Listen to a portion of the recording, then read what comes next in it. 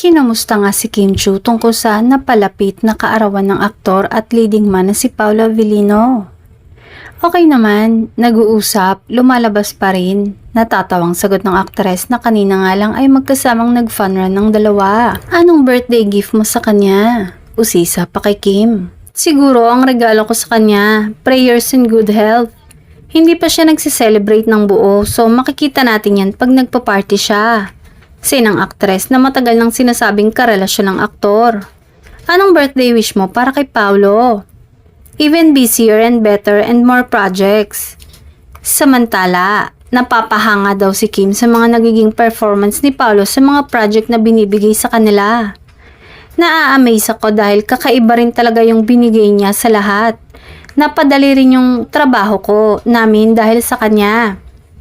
Pagkatapos nga ng pelikula na My Love Will Make You Disappear ay aasahan na muling magsasama ang dalawa sa isang proyekto na mapapanood araw-araw.